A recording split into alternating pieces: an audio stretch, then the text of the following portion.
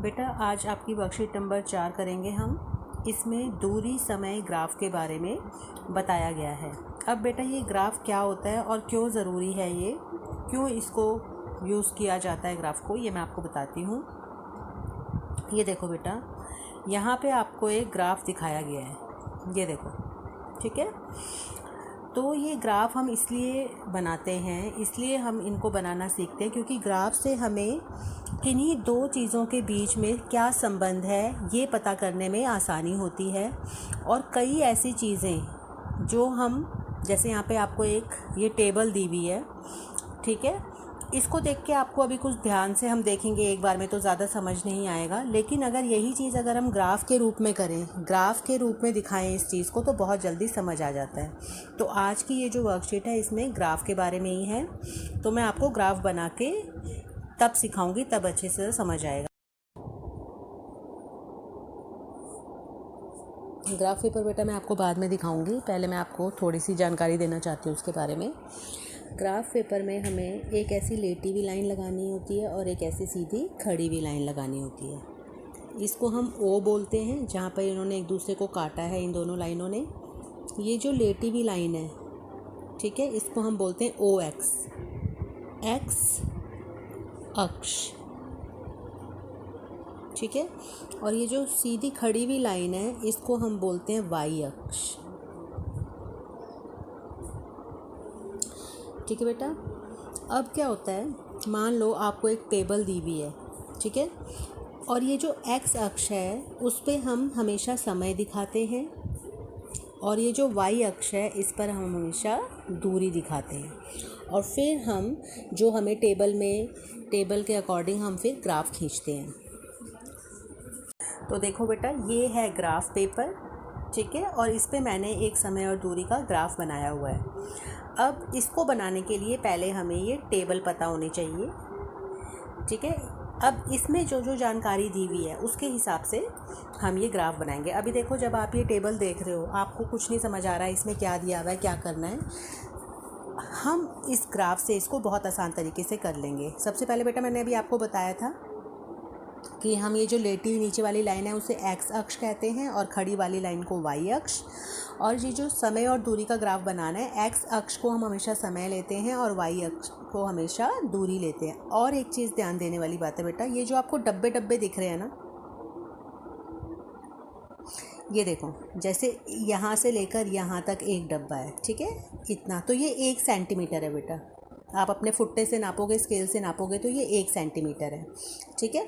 ऐसे ही जहाँ मैंने 8 लिखा हुआ है और जहाँ ये 20 लिखा हुआ है, यहाँ से यहाँ तक की दूरी ये भी 1 सेंटीमीटर है।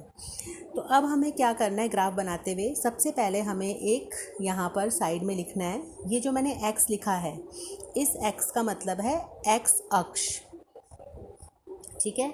इसमें मैंने क्या किया है, ये जो लाइन है एक्स वाली लाइन, ये वाली लाइन जो लेटी हुई लाइन है, उसमें 1 सेंटीमीटर को माना है मैंने बराबर 30 मिनट के, कि इसका जो 1 सेंटीमीटर वाला डब्बा है ये हर डब्बा 30 मिनट के बराबर है। और जो वाई अक्ष का है वो 1 सेंटीमीटर 20 किलोमीटर के बराबर है। देखो, ये 1 सेंटीमीटर ये है जो वो 20 किलोमीटर के बराबर है। अब मैंने इनको ऐसा क्यों लिया, तो बेटा अब इसको देखते हैं हम टेबल को, इसको ध्यान से देखेंगे। तो देखो, 8 बजे जब बस स्कूल से निकली थी तो उसमें लिखा हुआ था 36,540, वो जो उसका पथ मापी था उसमें इतना किलोमीटर लिखा हुआ था, ठीक है। और 8:30 बजे उसकी रीडिंग आ गई 36,560, जब आधा घंटा बस चली। तो बेटा ये जो 8:30 वाली रीडिंग है उसमें से 8 बजे वाली घटा देंगे, 36,560 में से ये घटाओगे तो 20 किलोमीटर आएगा, ठीक है ना। तो इसका मतलब आधे घंटे में वो 20 किलोमीटर चली। अब अगला देखो, 9 बजे उसकी रीडिंग है, 9 बजे उसकी रीडिंग है 36,580। अब 36,580 में से ये घटाएंगे, ठीक है, तो फिर 40 किलोमीटर आ जाएगा। सॉरी, यहाँ से देखेंगे हम, ये देखो 36,580 है, हर घंटे में, हर आधे आधे घंटे में वो 20-20 किलोमीटर चल रही है, ठीक है, हर आधे घंटे में 20 किलोमीटर चल रही है। अगर इसमें से इसको घटाओगे तो 20 आएगा, लेकिन अगर इसमें से आप स्टार्टिंग वाली घटाओगे तो 40 किलोमीटर आएगा। इस टेबल से हमें ये पता चल रहा है कि हर आधे घंटे में वो 20 किलोमीटर चल रही है।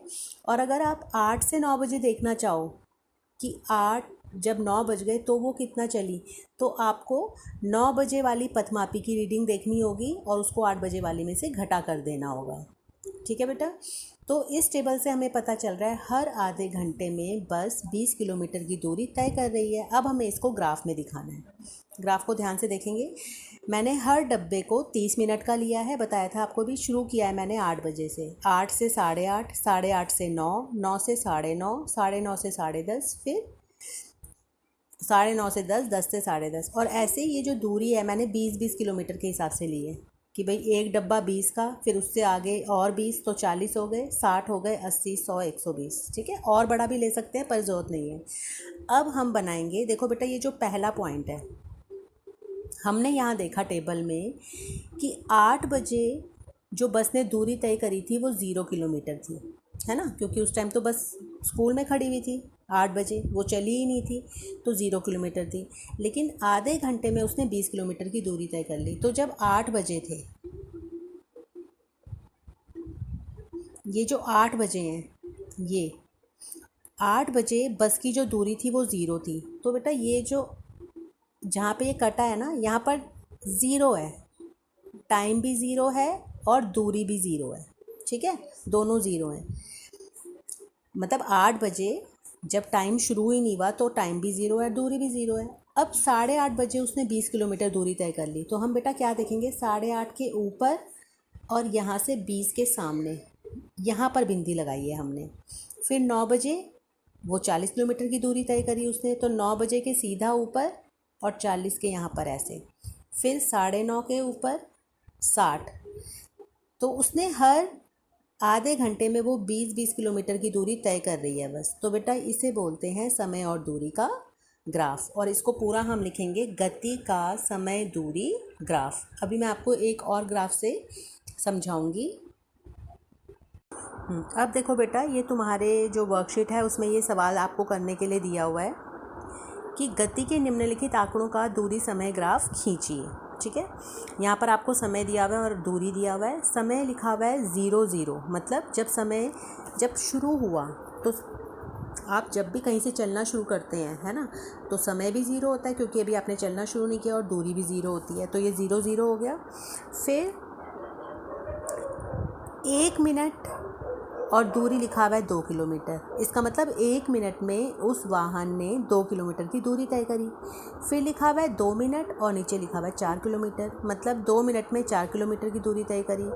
3 मिनट में 6 किलोमीटर की दूरी तय करी। 4 मिनट में 8 किलोमीटर की दूरी तय करी। इसके लिए आपको ग्राफ बनाना है। तो देखते हैं बेटा, देखो सबसे पहले ये जो आपको ग्राफ पेपर है उस पर आपको ऐसी 2 लाइनें खींचनी है। जैसे यहाँ खींची है, एक लेटी हुई लाइन और एक खड़ी हुई लाइन। जो खड़ी हुई लाइन है वो वाई अक्ष है और जो लेटी हुई लाइन है वो एक्स अक्ष है। ठीक है, अब टेबल के हिसाब से मैंने आपको बताया था समय हमेशा एक्स अक्ष पे बनाना है और दूरी हमेशा ऐसे खड़े में वाई अक्ष पे बनानी है। फिर आपको यहाँ साइड में लिखना है कि आपने क्या 1 सेंटीमीटर को कितना माना है। तो मैंने क्या लिखा है, एक्स अक्ष पे मैंने लिख दिया 1 सेंटीमीटर। 1 सेंटीमीटर आपको बताया 0 से लेकर 1 है। ये जो ये डब्बा है ये 1 सेंटीमीटर की दूरी है, 1 सेंटीमीटर बनता है। तो मैंने ले लिया समय को, एक्स अक्ष पर 1 सेंटीमीटर है 1 मिनट के बराबर, और वाई अक्ष पर ले लिया 1 सेंटीमीटर है 2 किलोमीटर के बराबर। कहने का मतलब है ये जो 1 सेंटीमीटर है ये 2 किलोमीटर के बराबर है। फिर इससे आगे और ऊपर जाएंगे तो वो भी 2 है, तो टोटल 0 से यहाँ तक हो गया 4, 4 से 6 तक 2 है, पर 0 से यहाँ तक हो गया 6। ठीक है बेटा, ऐसे हमें ये बनाना पड़ता है। अब हम बनाएंगे ग्राफ। तो जो इस टेबल में दिया हुआ है देखो, 0-0, जब टाइम 0 है तो दूरी भी 0 है, तो वो 0-0 ये वाला पॉइंट है जहाँ पर 0 लिखा हुआ है।